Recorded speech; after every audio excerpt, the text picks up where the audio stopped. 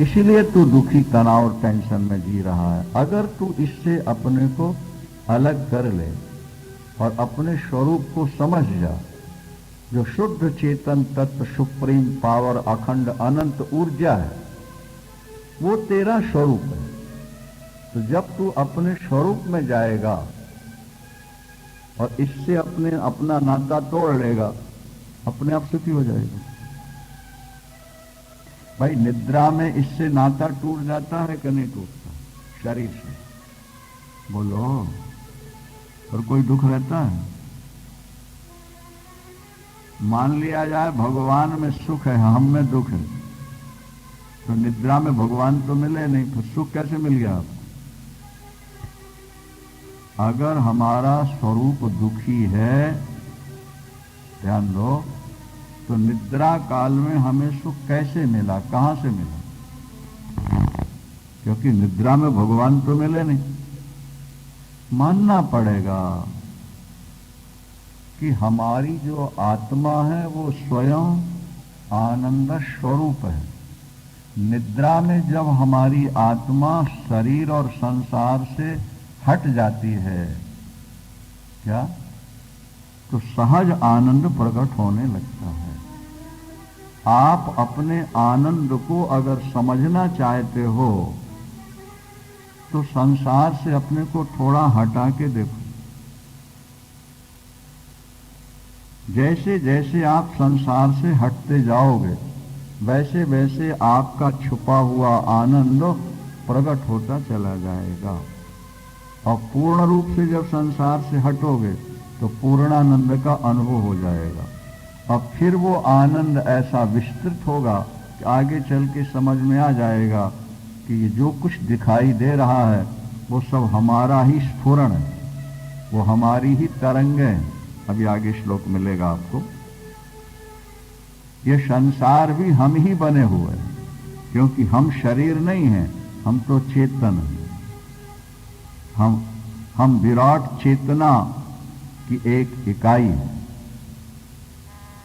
हम में और विराट चेतना में कोई अंतर नहीं है, भेद नहीं है। हमारे दुखी होने का कारण यही है कि हम विराट को भूल गए और शरीर से हमने प्यार कर। एक राजकुमार ने एक भिक्षुकी से प्यार कर लिया, भिक्षा मांगने वाली लड़की से। परंपरा के अनुसार ऐसी लड़की से शादी नहीं हो सकती, और वो लड़का कहता है कि मैं नहीं मानूंगा, मैं शादी करता हूं। शादी की गई और राजकुमार को महल से निकाल दिया गया। अब वो भिखारियों की तरह भीख मांगता है और भिक्षुणी के साथ रहता है। क्या? यद्यपि वो राजकुमार है और राज्य का उत्तराधिकारी हो सकता है, पूर्णाधिकार है, लेकिन वो भिक्षुकी के चक्कर में पड़ने के कारण उसको राज्य से अलग होना पड़ा।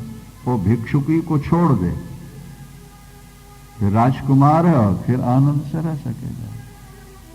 इसी तरह हम शरीर को छोड़ना नहीं चाहते। शरीर के धर्मों के प्रति हमने अपनापन दृढ़ता से जोड़ रखा है, इसलिए हम विराट से अपने को अलग समझ बैठे हैं। और जहां इससे हमारा नाता टूटा, वहीं हम विराट के साथ एक हैं और हमारे जीवन के सारे दुखों का अंत हो जाएगा। इसीलिए कहते हैं राग द्वेषौ मनोधर्मौ न मनस्ते कदाचन। कभी भी मन तेरा नहीं है। और संकल्प और विकल्प, राग और द्वेष, शत्रु और मित्र, ये सब मन के धर्म हैं और तू मन नहीं। थोड़ा कठिन बात कहें समझ में आ जाए तो देखो, दृष्टा दृश्य से भिन्न होता है व्यवहार में। दृष्टा दृश्य से भिन्न होता है। जैसे ये माइक है, हम और आप इसको देख रहे हैं, हम दृष्टा हैं और ये दृश्य है। जो दिखे वो दृश्य कहलाता है और जो देख रहा है वो दृष्टा कहलाता है। तो दृष्टा दृश्य से भिन्न होता है। ठीक है? मकान को हम देख रहे हैं, तो मकान के हम दृष्टा हैं और मकान हमारे लिए दृश्य है, तो मकान से हम भिन्न हैं। ठीक है। अच्छा, तो पैरों के हम दृष्टा हैं कि नहीं? बोलो। तो फिर पैरों से हम भिन्न हुए कि नहीं हुए? हाथों के हम दृष्टा हैं, ये हमें दिख रहा है, ये दृश्य है, हम दृष्टा हैं, तो हम इससे भिन्न हैं। अच्छा, इंद्रियों के भी हम दृष्टा हैं, क्योंकि इंद्रियां हमें दिख रही हैं, ये आंख है, ये कान है, ये नाक है, ये मुख है, ये हाथ है, ये पैर, तो ये दृश्य हैं, हम उसके दृष्टा हैं, इससे भी भिन्न हो गए। तो मन के भी हम दृष्टा हैं, क्योंकि हमारा मन कहाँ चला गया इसके हम दृष्टा हैं कि नहीं हैं? बोलो। हम देख रहे हैं ना कि हमारा मन मुंबई चला गया, कि दिल्ली पहुंच गया, कि घर पहुंच गया। ठीक है। तो मन दृश्य हो गया, हम उसके। अच्छा, बुद्धि भी दृश्य है, हम उसके दृष्टा हैं, क्योंकि जब बुद्धि में कभी गलत बात आती है या गलत निर्णय हो जाता है, और जब कभी हमें कोई सावधान करता है, तो फिर हम कहते हैं अरे हमारी बुद्धि में ये गलत निर्णय आ गया था, हमें ऐसा नहीं करना चाहिए था, हमसे भूल हो गई, आज हम ऐसा करके लज्जित हो रहे हैं और हमारे मन में पीड़ा है। तो हमारी बुद्धि का निर्णय गलत था। नहीं समझ में आई बात? तो हम बुद्धि के दृष्टा हुए कि नहीं हुए? और बुद्धि हमारे लिए दृश्य है, तो दृश्य दृष्टा से भिन्न हो गया। तो विषय दृश्य है, शरीर दृश्य है, इंद्रियां दृश्य हैं, मन दृश्य है और बुद्धि दृश्य है। अब बुद्धि से पर जो है वो साक्षी चेता केवलो निर्गुणश्च, वो तुम हो। अब दृश्य को जब तुम दृष्टा के साथ एक जोड़ दोगे, एक कर दोगे, तो फिर दृश्य के धर्म तुम्हारे अंदर भासने लगेंगे, फिर तुम अपने को दुखी मानने लगोगे, तनाव और टेंशन में जीना शुरू कर दोगे। और ये मुझसे भिन्न है, ये तो कुछ समय के लिए एक वाहन हमको मिला है और छूट जाने वाला है, और इसके धर्म मेरे नहीं है। मेरा धर्म क्या है? सत, चित और आनंद। सत, चित और आनंद, ये मेरा स्वरूप है। उस स्वरूप में हम बैठने का प्रयास करें। और जैसे मकान को, दुकान को, सड़क पर चलने वाले व्यक्तियों को हम अपने से भिन्न देख रहे हैं, इसी तरह एक दिन शरीर को भी हम अपने से भिन्न देखना प्रारंभ करें। ये भिन्न तो है ही, पर अज्ञान के कारण हम इसको अपना स्वरूप मान बैठे। इसको हम अपना, वो दृष्टांत तो पहले भी कहा जा चुका और आपने अनेक संतों से सुना होगा कि एक सिंह का बच्चा पैदा हुआ ही था और उसकी माँ भोजन के लिए कहीं चली गई और गडरिया भेड़ चरा रहा था, वहां मिल गया, वो बच्चे को पकड़ ले गए और ला करके उसको उसने भेड़ के बच्चों के साथ बांध दिया। अब जब उसकी आंख खुली और उसने देखा भेड़ बकरियों को, बच्चों को, अपने को उन्हीं का सजाती बंधु मान बैठा। अब वही बकरियों का दूध उसको पिला देता है, बकरियों के साथ, भेड़ों के साथ उसको ले जाता है जंगल में और ले आता है। अब वो बड़ा हो गया, लेकिन अपना स्वरूप भूल गया। वो अपने को भेड़ बकरियों का सजातीय बंधु मानने लगा और वो गडरिया उसको शाम को लाए, कान पकड़ के ले जाए कि वहां रस्सी से बांध दे और सुबह उसकी रस्सी खोले, साथ ले जाए। अभी डिस्कवरी में एक दिन अचानक नजर पड़ गई तो वो शेरनी मुर्गी का बच्चा लाई, छोटा, अपने बच्चों के भोजन के लिए। बच्चों ने खाया नहीं, बच्चों से प्यार करने लगे।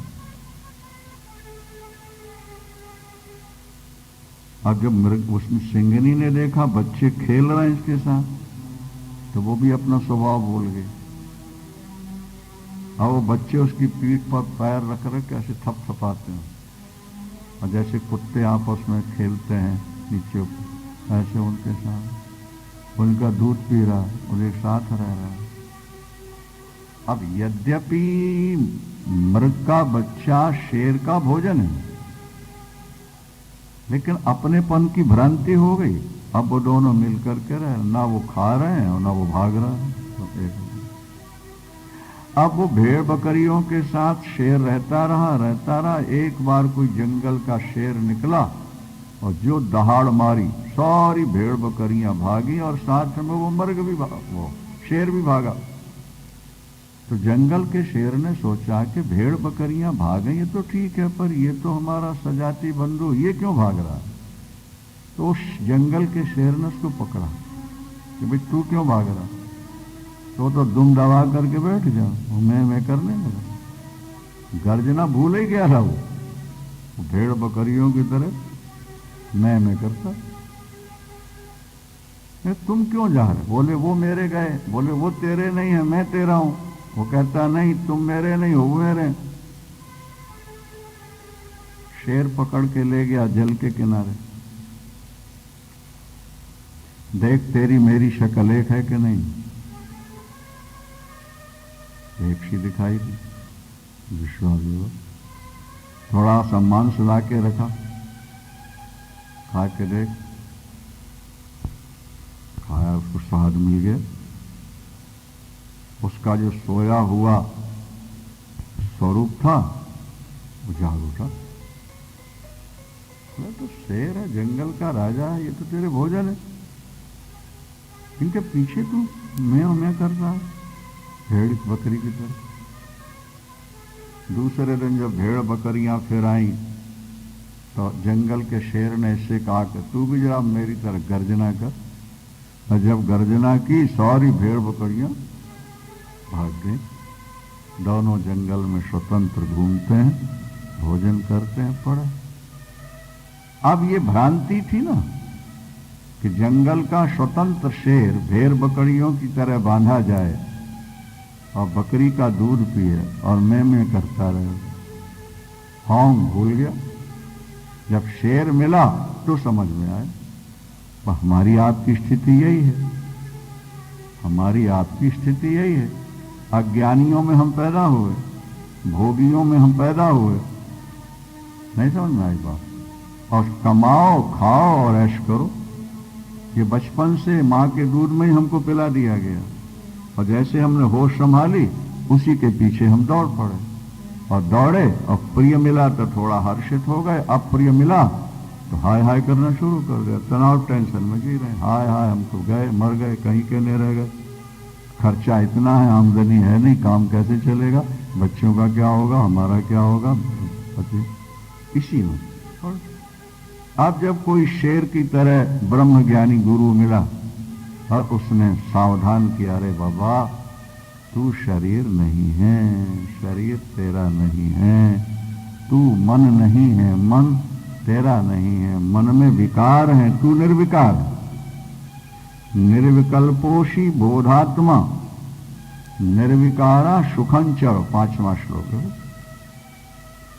राग द्वेषौ मनोधर्मौ न मनस्ते कदाचनो, कभी भी मन तेरा नहीं। और राग और द्वेष, दुख और सुख, हानि और लाभ, इसका प्रभाव किस पर पड़ता है? मन।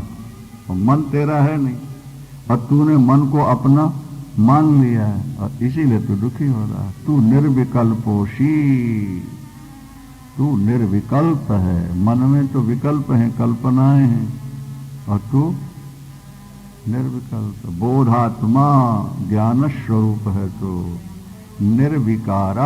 मन में विकार आते हैं, इंद्रियों में विकार आते हैं और जाते हैं, तू तो निर्विकार तत्व है। इसलिए सुखम चरो, जनक से कह रहे हैं तात, सुखम चरो, सुख से रहो, बढ़िया खाओ पियो और राग द्वेष निकाल दो, ये मन के धर्म है, अपने स्वरूप को पहचान लो, सारी समस्याएं हल हो जाएंगी। सर्वभूतेषु चात्मानम सर्वभूतानि चात्मनि, विज्ञायो निरहंकारो निर्ममत्वम सुखी भवो। आज हर व्यक्ति सुख चाहता है, नहीं, लेकिन काम दुखों वाले कर रहा है। हाँ, तुम्हारे जीवन के जितने कर्म हैं वो सब दुख देने वाले हैं, और तुम कर्म से सुख पाना चाहते हो। बाबा, कर्म से रुपया मिल जाएंगे, कर्म से पत्नी मिल जाएगी, कर्म से बेटा मिल जाएगा, कर्म से पद और प्रमोशन मिल सकता है, लेकिन कर्म से सुख नहीं मिलता, क्योंकि कर्म बाह्य जगत में है और सुख अंतर जगत में। सुख स्वरूप तुम स्वयं हो और मन के पीछे लग के तुम संसार की ओर दौड़ रहे हो। तो संसार में तो सुख का आभास है, बिंदु मात्र है, और अंदर सुख भरा पड़ा। तुम स्वयं आनंद स्वरूप हो, निर्विकल्पोषी सर्वभूतेषु चात्मानम। समस्त प्राणियों में तू अपने को देख, और सर्वभूतानि चात्मनि, समस्त प्राणियों को अपनी आत्मा में देख।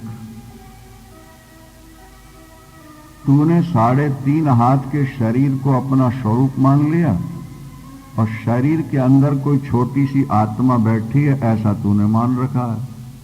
लेकिन तेरी आत्मा छोटी सी नहीं है, तेरी आत्मा आकाश की तरह व्यापक है। नमामीशमीशान निर्वाण रूपम विभुम व्यापकम ब्रह्म वेद स्वरूपम निजम निर्गुणम निर्विकल्पम निरीहम चिदाकाश माकाश वासम भजे। चिदाकाश, ये आकाश जो आपको दिखाई दे रहा है, ये तुम्हारी आत्मा का ही स्वरूप है। सब में अपने को देखो और सबको अपने में देखो। शब्दों को पकड़ना जरा।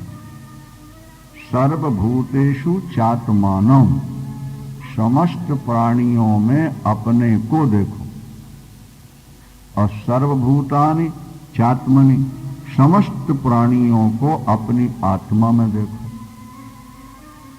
ये बात जल्दी समझ में आती नहीं लोगों के, लेकिन है बहुत सीधी सादी बात। सभी घड़ों में आकाश को देखो, ये उसका उदाहरण है।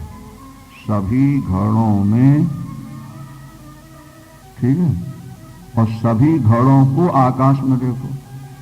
घड़े कहाँ रखे हैं? हाँ, और घड़े के अंदर क्या है?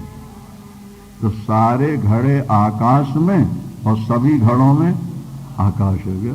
तो इसी तरह से शरीर हमारे घड़े हैं ये, तो सब घड़ों के अंदर चेतन तत्व रूप में हम ही हैं, और हम आकाश की तरह, इसलिए सारा संसार हमारे अंदर है। सीधी सी तो बात है। और बुद्धि पकड़ ले। सर्वभूतेषु चात्मान, आत्मा को सर्वभूतेषु, सप्तमी अधिकरण, सब में देखो। इसलिए वेदांती बोलते हैं बड़े, मेरी प्यारी आत्माओं, ये उनका वाक्य होता है। मेरी प्यारी माने सब में आत्मा। जैसे भक्तों से कहा गया कि सब में भगवान को देखो, क्योंकि अभी बुद्धि इतनी विकसित नहीं हुई, इसलिए कहा गया कि तुम अपने को तो इसमें मान लो और भगवान को सब में मान लो। ये बात बुद्धि में बैठ जाती है नहीं, पर जब और आगे बढ़ोगे तो कहा गया कि जैसे भगवान सब में है वैसे तुम्हारी आत्मा ही सब में है, क्योंकि भगवान और आत्मा दो नहीं है, दोनों। भाई पानी पानी, दो पानी होंगे कि एक पानी होगा? हाँ, आग और आग, दो आग, तो चेतन और चेतन, ईश्वर चेतन और आत्मा चेतन, तो चेतन चेतन दो कैसे जाएंगे? हवा और हवा दो हवा कि एक हवा? अब ट्यूबों में भरी हवा सब अलग अलग नजर आ रही है, लेकिन ट्यूब बस्ट हो जाए तो फिर हवा सब एक है। तो सारे शरीरों में चेतन तत्व तो अलग अलग नजर आ रहा है, और अंतःकरण की उपाधि मिट जाए तो बाहर सब मिलकर एक हो जाए, अनेक नहीं। मान लिया जाए 100-200 मसाले जलाओ, सब अलग अलग दिखेंगे आप, और सबको इकट्ठी करके एक जगह ढेर लगा दो, तो फिर हर मसाल की आग अलग अलग दिखेगी कि एक होगी? बोलो, एक होगी। मधुनि लिल्लु रशेष रसा, वेद स्तुति में लिखा कि हर वृक्ष के पुष्पों से मधुमक्खी रस लाती है, तो हर वृक्ष के पुष्पों में रस अलग अलग नहीं, लेकिन जब उसको वो शहद बना देती है तो बता सकते हो आप कि कौन रस कहां पर है? इसमें सारे रस एक शहद में एक हो जाते हैं। जब तक वो भिन्न भिन्न पेड़ों के पुष्पों में रस था तो भिन्न था, लेकिन जब वो मधुमक्खी ने शहद बनाया तो सब नदियों का जल सब अलग अलग दिखा, लेकिन समुद्र में पहुंच गया तो सब एक हो जाता है। इसी तरह अज्ञान अवस्था में आत्मा अलग अलग नजर आती है और सूक्ष्म नजर आती है, लेकिन जब तुम्हारी बुद्धि निर्मल होगी तो तुम्हारी आत्मा व्यापक हो जाएगी। उस व्यापक परमात्मा के साथ तुम एक हो जाओ। श्लोक देखो, सर्वभूतेषु चात्मानो सर्वभूतानि चात्मनि। समस्त प्राणियों में आत्मा को देखो। समस्त प्राणियों में अपनी आत्मा को, और अपनी आत्मा में सबको देख लो, क्योंकि तुम केवल इसके अंदर रहने वाले नहीं हो, तुम तो आकाश की तरह व्यापक चेतन तत्व हो।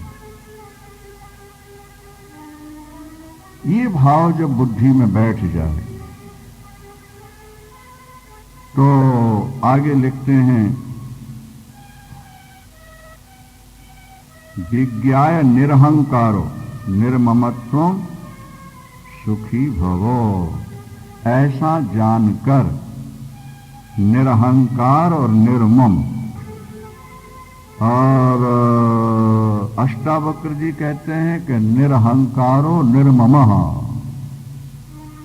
तुम निरहंकार हो जाओ और निर्मम हो जाओ। और जहां तुम निरहंकार निर्मम हुए वहीं तुम सुखी हो। सुखी भवो, सुखी सुखी हो। छठे सूत्र में कहा गया था सर्वभूतेषु चात्मानम और सर्वभूतानि चात्मनि विज्ञायो निरहंकारो और निर्ममस्तुम सुखी भव। प्राणी सुख चाहता है, सुख मिले कैसे इसका सही उपाय समझने का प्रयास नहीं करता। अष्टावक्र जी कहते हैं सुखी भव, तुम सुखी हो जाओ। सुखी कैसे हो? बोले एक तो निर्मम और निरहंकार हो जाओ। शरीर के प्रति अहंता है, उसे छोड़ दो। शरीर मैं नहीं हूं। शरीर, इंद्री, मन और बुद्धि ये प्रकृति के विकार हैं, प्रकृति जन्य हैं। इनको लेकर अहंकार होता है, इनके द्वारा की गई क्रिया में अहंकार रहता है।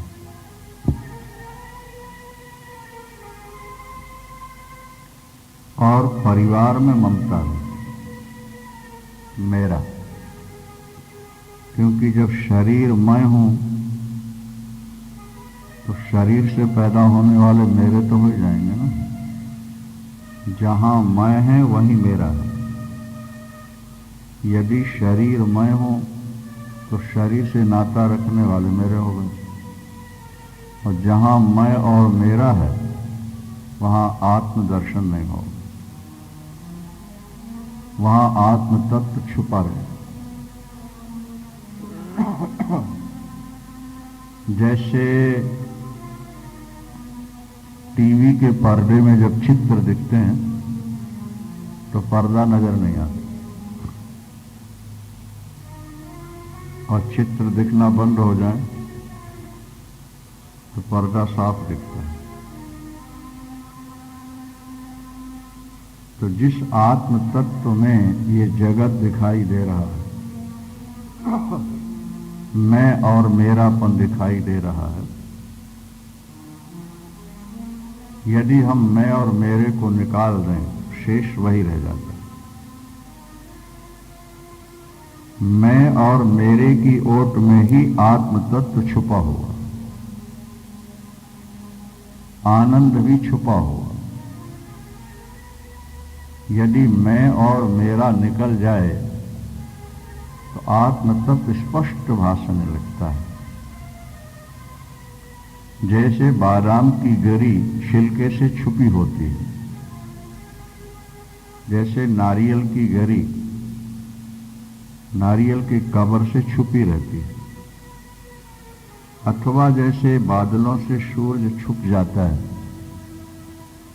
इसी तरह मैं और मेरे से आत्म तत्व छुपा रहता है। कोशिश करो कि शरीर से अहम भाव निकल जाए।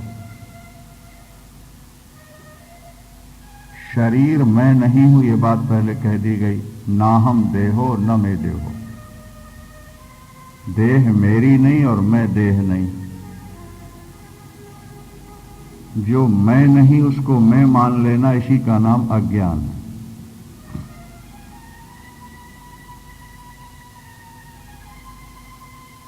आत्म शरीर मैं नहीं हूं, शरीर मेरा नहीं है, ये ज्ञान है। आवरण पड़ गया तो मूर्ति छुप जाती है। बांके बिहारी में जाओ तो हर मिनट के बाद पर्दा डाल देता है, तो पर्दा सामने आ गया तो मूर्ति छुप गई, और पर्दा हट गया तो मूर्ति दिख गई। तो अहंकार और ममकार, मैं और मेरा, ये पर्दे हैं। इन पर्दों में आत्म तत्व छुपा होगा, हमारा सुख भी छुपा होगा। हमें सुख बाहर से नहीं लेना है। जो बाहर से सुख मिलेगा वो आर्टिफिशियल होगा। क्या? जो बाहर से आएगा वो चला जाएगा,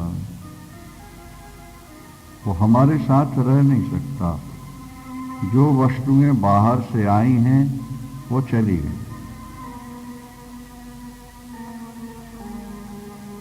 जैसे रात्रि बाहर से आई, चली गई। दिन आया, चला गया। बचपना आया, चला गया। जवानी आई, जवानी आई ना भाई। जो आएगा वो जाएगा। तो तुम सुख चाहते हो कि हमें भोगों से सुख मिले, तो जो मिलेगा वो बिछड़ेगा जरूर। और अष्टावक्र जी कहते हैं स्थायी सुख, परमानेंट सुख, अनंत सुख, अखंड सुख, अखंड शांति। श्रीमद् भगवद गीता में भी भगवान ने श्रद्धावान लभते ज्ञानो, श्रद्धावान को ज्ञान मिलता है। और ज्ञान मिला तो क्या होगा? बोले ज्ञानम लब्ध्वा पराम शांति। ज्ञानम लब्ध्वा, केवल शांति नहीं कहा, पराम विशेषण दिया ना, अखंड अनंत शांति मिले। सुखम अक्षय मश्नुते, तुम्हें अक्षय सुख की प्राप्ति हो। अक्षय माने जिसका कभी क्षय न हो, ऐसा सुख तुम्हें मिलेगा यदि तुम्हें ज्ञान हो जाए तो। भक्ति मिल जाए तो भी अखंड शांति मिलेगी। तत्प्रसादात पराम शांति, क्या दोनों जगह एक से शब्द हैं, ज्ञानम लब्ध्वा पराम शांतिम और तत्प्रसादात पराम शांति।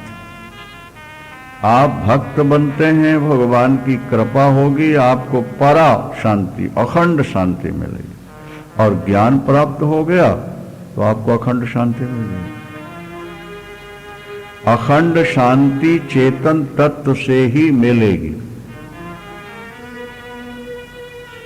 जड़ पदार्थों से जो शांति मिलती है, चूंकि जड़ स्वयं नाशवान है, पदार्थ स्वयं नाशवान है, तो उससे मिलने वाली शांति नित्य कैसे हो सकती है? हम जिससे आनंद लेना चाहते हैं वो नाशवान है, तो नाशवान पदार्थ से अखंड शांति या सुख कैसे प्राप्त हो?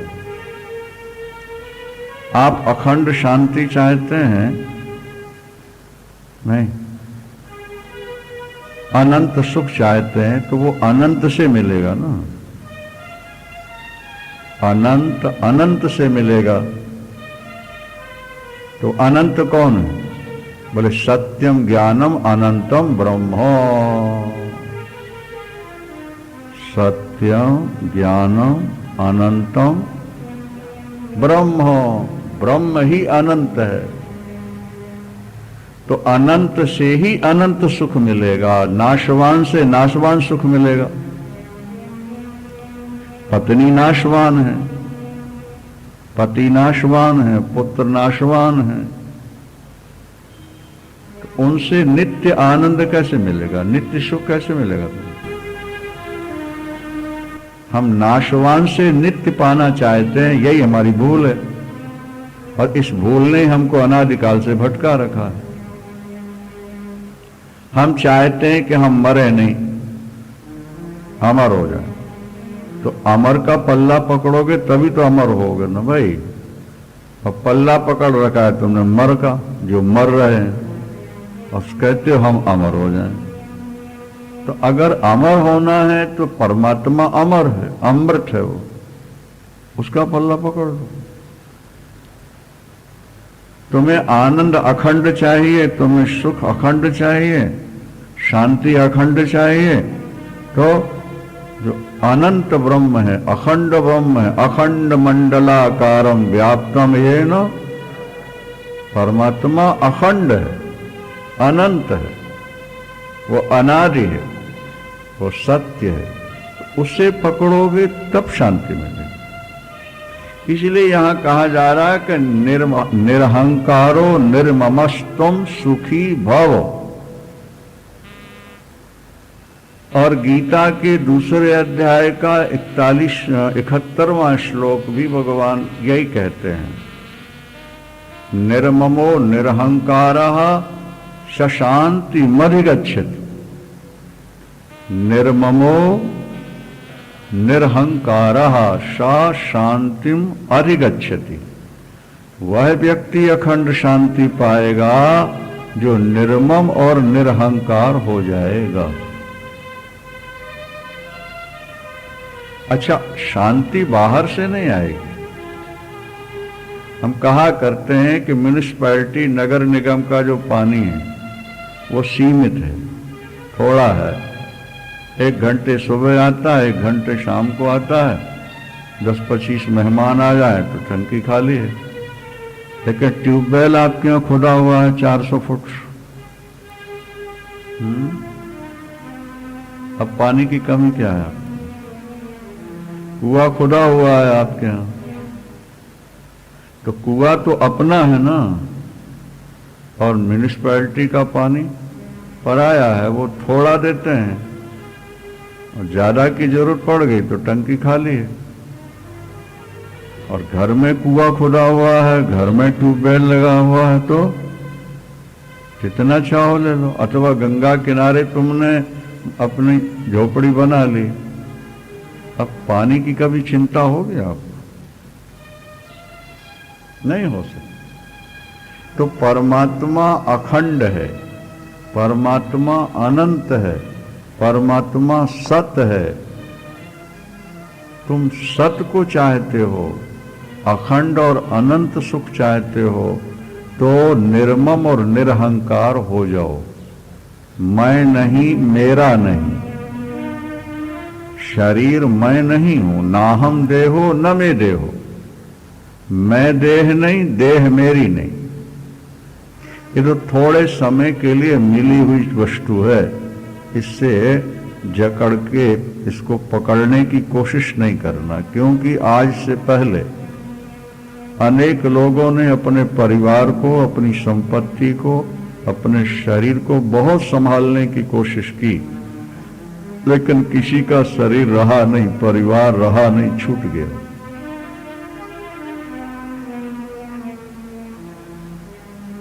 परिवार छूटा और परिवार का सुख भी छूटा, क्योंकि परिवार से सुख मिल रहा था। जब परिवार छूट गया तो सुख कहां रह जाएगा, वो तो साथ ही चला जाएगा। परमात्मा कभी छूटता नहीं। आत्म तत्व अजर अमर है और आनंद से परिपूर्ण है। आत्मा आनंद से भरा हुआ है, आत्मा में आनंद है। तुलसीदास जी भक्त हैं, फिर भी जब वो जीव शब्द की व्याख्या करने लगे तो लिखते हैं कि ईश्वर अंश जीव अविनाशी और चेतन अमल सहज सुख राशि।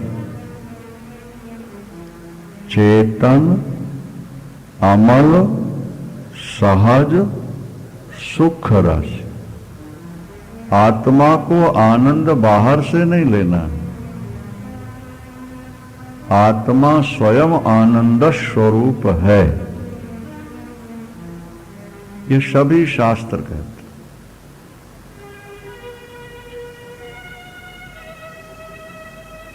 अगर आत्मा दुख रूप है तो उसको सुखी कैसे बनाया जा सकता है?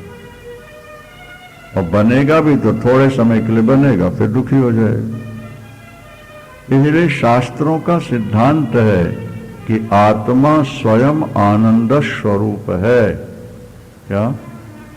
और फिर ये आत्मा ब्रह्म स्वरूप भी है।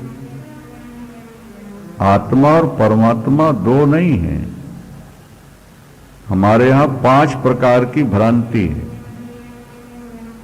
जब 5 प्रकार की भ्रांतियां निकल जाती हैं तब मनुष्य अपने स्वरूप में स्थित होता है। 5 प्रकार की भ्रांतियां इस प्रकार हैं। जीव और ईश्वर में भेद। पहला, जीव अलग है, ईश्वर अलग है, ये भ्रांति है, भ्रम है। जीव और ईश्वर में भेद एक भ्रांति। जीव और जीव में भेद ये दूसरी भ्रांति। ईश्वर और जगत में भेद ये तीसरी भ्रांति। जगत और जीव में भेद ये चौथी भ्रांति। और जड़ और जड़ में भेद ये 5वीं भ्रांति।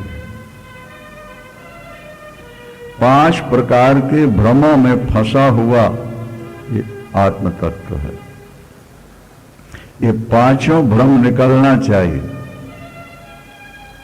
जीव और ईश्वर भिन्न भिन्न हैं, ये वास्तविकता नहीं है, ये केवल भ्रम है। ईश्वर और जीव दोनों एक। जीव और जीव अलग अलग, ये भी भ्रम है। चेतन और चेतन अलग अलग नहीं हो सकते। पानी और पानी अलग अलग नहीं हो सकते। मिट्टी और मिट्टी अलग अलग नहीं हो सकती। क्या? कठोपनिषद का वचन है, अग्निर यथैको भुवनम प्रविष्टो रूपम रूपम प्रतिरूपो बभूव एकश तथा सर्वभूतांतरात्मा रूपम रूपम प्रतिरूपो बहिश्च। अग्निर यथैकः, कठोपनिषद, जैसे अग्नि एक है और लकड़ी अनेक है। क्या? अग्नि एक, लकड़ी अनेक। जब लकड़ियों में आग लगती है तो अलग अलग नजर आती है, लेकिन जब लकड़ी समाप्त हो गई तो सारी की सारी आग मिलके वायुर यथैको भुवनम प्रविष्टो रूपम रूपम प्रतिरूपो बभूव एकश तथा सर्वभूतांतरात्मा रूपम रूपम प्रतिरूपो बहिश्च। जैसे पहले कहा गया कि ट्यूब टायर में हवा अलग अलग नजर आती है, पर ट्यूब बस्ट हो जाए तो फिर हवा अलग अलग है कि एक ही है। नदियां अनेक हैं लेकिन जल सब में एक है। कबीरदास जी लिखते हैं, कुआं, पनिहारी, पनिहारी माने पानी भरने वाली महिलाएं अनेक। गांव में पानी भरने जाती ना कुएं में, तो पनिहारी अनेक, घड़े अनेक, लेकिन जल सब में एक। इसी तरह शरीर अनेक, अंतःकरण अनेक, लेकिन चेतन तत्व सब में एक। तो जीव और ईश्वर अलग अलग है, ये भ्रम है, इसको निकाल दो दिमाग से। फिर जीव और जीव अलग हैं, ये भ्रम भी निकाल दो। फिर जीव और जगत अलग है, ये भ्रम भी निकालो। और जगत और ईश्वर अलग अलग है, ये भ्रम भी निकालो। और हर शरीर अलग है, ये भ्रम भी निकालो। जब ये 5 प्रकार के भेद भ्रम की निवृत्ति हो जाएगी तो तुम्हारा अहंकार, तुम्हारी ममता सदा के लिए मर जाएगी। अहंकार क्यों होता है? हम आपसे ज्यादा बुद्धिमान हैं, जब ऐसा सोचेंगे तो अहंकार होगा। हम आपसे ज्यादा धनवान हैं, हम आपसे ज्यादा रूपवान हैं, हम आपसे ज्यादा गुणवान हैं, तो सामने वाला जब हमसे छोटा होगा तभी हमारे मन में अहंकार होगा कि हम इनसे बड़े हैं। और जब दूसरा कोई है ही नहीं तो अहंकार किस चीज को लेकर होगा? हाँ, अच्छा, फिर ममता। ममता का मतलब है कि वो अखंड को काट देती है। ममता, ईश्वर अखंड हुआ, आत्म तत्व तो अखंड है, और ममता ने उसको काट दिया। ये मेरा, ये मेरा, ये मेरा, बाकी सब तेरे। ये मेरे और बाकी सब दूसरों के, तेरे। तो अखंड का खंडन किया कि नहीं ममता ने? नहीं किया। तो अभी ज्ञान कहां हुआ? ज्ञान की 2 ही दृष्टियां हैं, या तो दुनिया स्वप्न है, अपना कोई नहीं, ये पहली दृष्टि है, अथवा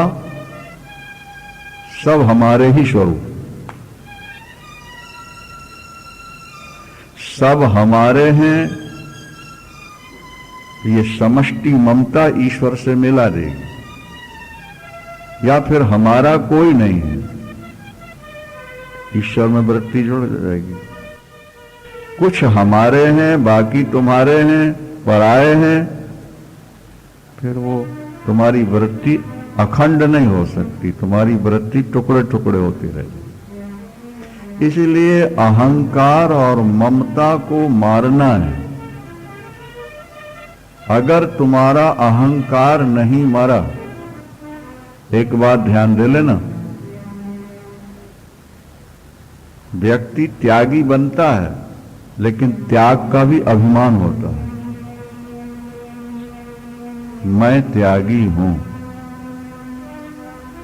वहां भी अहंकार है। शास्त्र कहते हैं कि अहंकार का भी त्याग करो। घर, स्त्री, पुत्र, धन का त्याग करने वालों, जिस अहंकार से तुमने इनका त्याग किया है उस अहंकार का भी त्याग करो, तब शांति मिले। एक पुत्र पढ़कर आया है पिता के पास, अभिमान साथ लेके आया कि मैं बहुत बड़ा विद्वान हूं, संभवतः मैं अपने पिता से भी ज्यादा पढ़ चुका हूं। आके बैठा, उसने सही प्रणाम नहीं किया पिता को। पिता समझ गए, सुनाओ बेटे क्या हाल है। पहले पिताजी सब कुछ पढ़ के आ गया। बेटा शांति मिली कि नहीं मिली? पिताजी वो तो नहीं मिली। केवल पढ़ाई का क्या सार हो? जब तुम्हें शांति नहीं मिली तो पढ़ाई से लाभ क्या हुआ? तो पिताजी शांति कैसे मिले? त्याग करो, त्यागात शांति, त्याग से शांति मिले। भाई हम प्रतिदिन 7-8 घंटे के लिए त्यागी बनते हैं। घर छोड़ देना त्याग नहीं है, कपड़े छोड़ देना त्याग नहीं है, क्या बाल बढ़ा लेना और विभूति लपेट लेना ये त्याग नहीं है। त्याग तो वो है कि जहां अहम को आप भूल जाओ। शरीर के प्रति जो अहंकार है उसको जब भूलोगे तब सही त्याग कहलाएगा। और प्रतिदिन हम 7-8 घंटे 6 घंटे के लिए त्यागी बनते हैं। कब? जब गहरी नींद आती है तब। गहरी नींद में हमारा अहंकार भी लीन हो जाता है। गहरी नींद में किसी को ध्यान है कि मेरे पास कितना रुपया है, मेरे पास कितना बड़ा आश्रम है, कितने कमरे हैं, किसी को याद आता? अहंकार छूट गया ना, इसलिए निद्रा में शांति मिली आपको। यदि निद्रा में ये स्मरण रहता कि मैं इतना धनवान, बलवान और गुणवान हूं, क्या समझे आप, तो शांति नहीं मिलती आपको।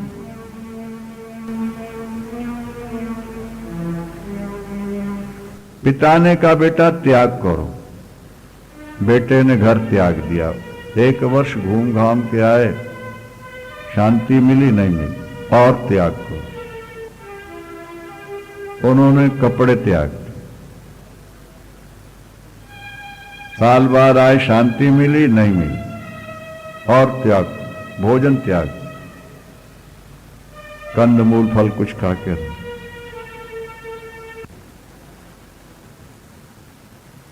शांति नहीं मिली, बेटा और त्याग करो। केवल कौपीन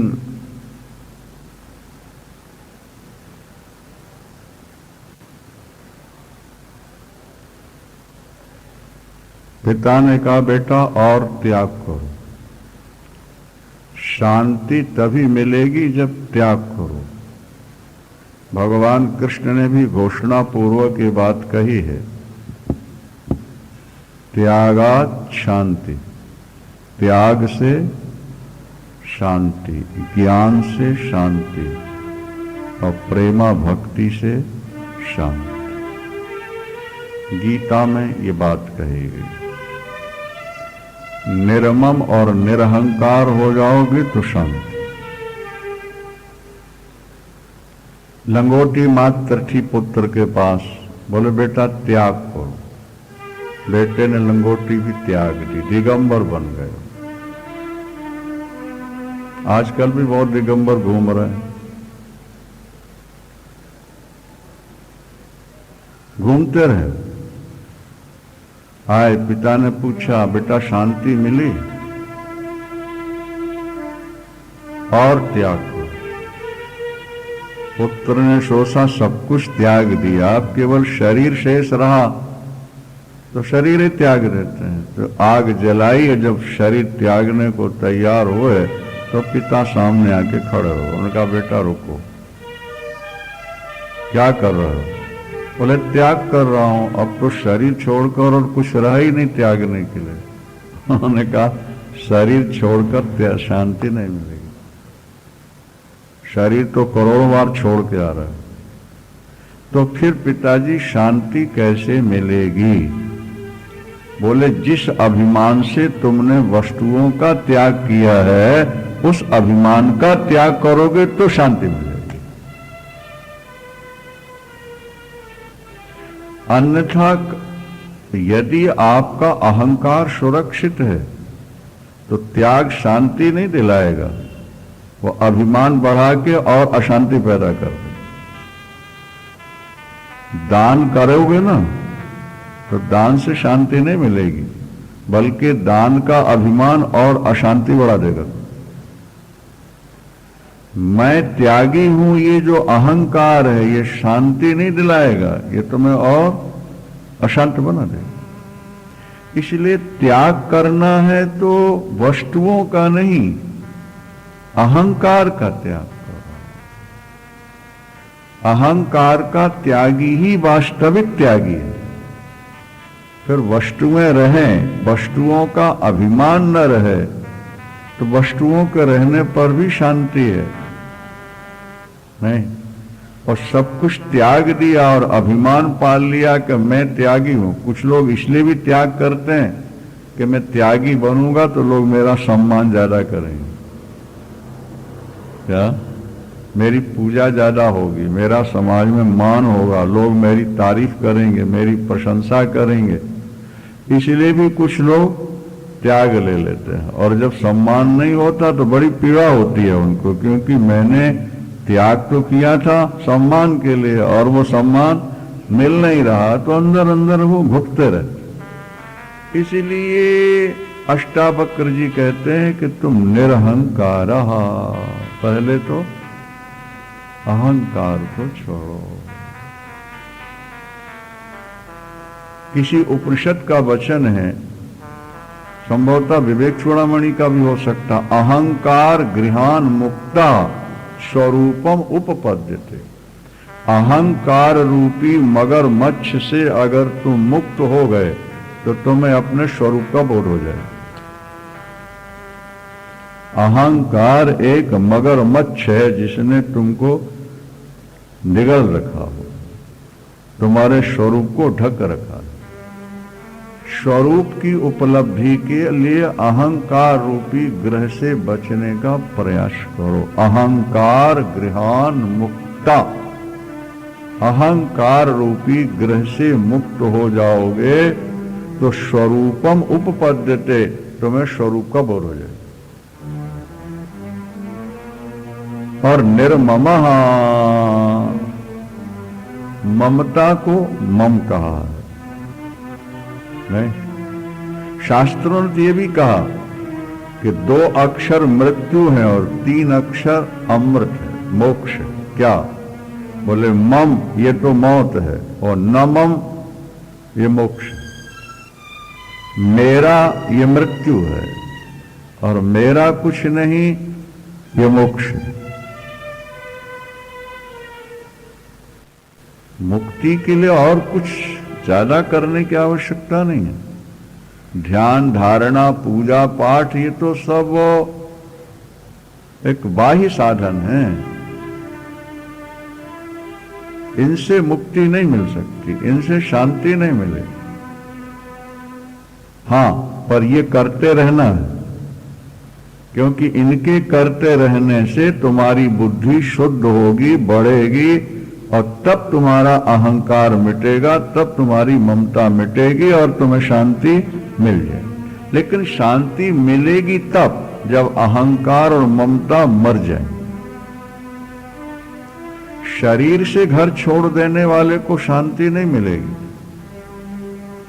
वो वहां बैठा बैठा भी घर की याद करता रहे।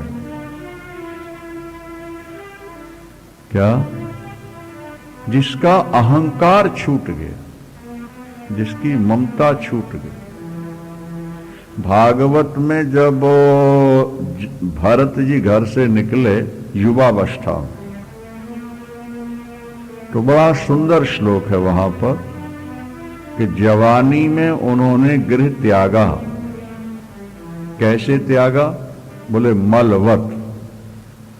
जहाऊ युवैवो मलवत।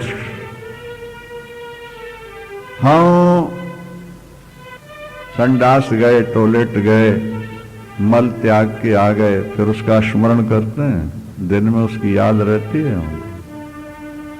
हाँ? तो उन्होंने कहा कि परिवार को ऐसे छोड़ा जैसे मल को छोड़ता है। जहाऊ युवैव मलवत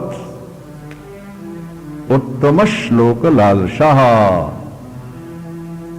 भगवत दर्शन की लालसा, आत्म दर्शन की लालसा से जवानी में सब छोड़ दिया।